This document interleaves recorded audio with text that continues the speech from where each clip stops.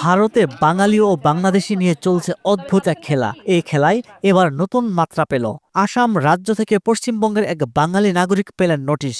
সেই নোটিশে বলা হলো তিনি ভারতের বাঙালি নন, বাংলাদেশের বাঙালি, অর্থাৎ বাংলাদেশের নাগরিক। আসাম জাতীয় নাগরিক পঞ্জি বা এনআরসির এই নোটিশ পেয়েছেন পশ্চিমবঙ্গের কোচবিহার জেলার মাথাভাঙ্গা ২ ব্লকের লতাপাতা এলাকার এক বাসিন্দা।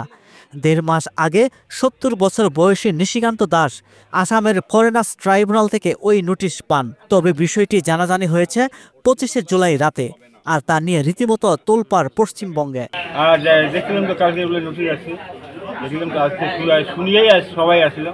এনআরসি নোটিশ পাওয়ার খবর ছড়িয়ে পড়লে নিশিকান্তের বাড়িতে যান পশ্চিমবঙ্গের তৃণমূল নেতাকর্মীরা।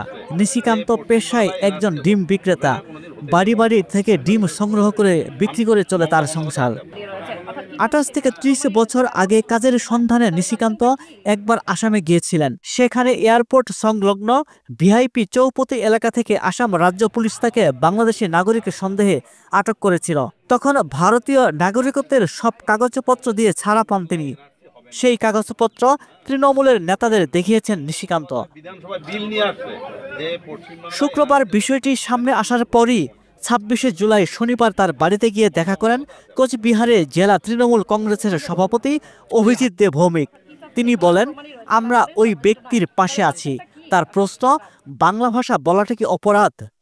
বিজেপি শাসিত রাজ্যগুলোতে বাঙালিদের যেভাবে বিজেপি হয়রানি করছে, আমরা তার প্রতিবাদে আন্দোলন করছি। গতকাল শুক্তাবাড়ি অঞ্চলেরও আমাদের দুধেকুটি দেওয়ান বসার ৪ জনকে ধরে নিয়ে গেছে। তার বাবা মা এসে কাঁদছে। তার জন্ম কুচবিহার শুক্তাবাড়িতে। সেই ছেলেকে দিল্লি সরকার তাকে হুমকি দিয়েছে, দিল্লির পুলিশ তাকে আটকে রেখেছে, ঠিকাদারদেরকে আটকে রেখেছে, সেখানকার যারা এখান থেকে লেবার সাপ্লাই তাদেরকে। কাজে এই জিনিস মানা হবে না।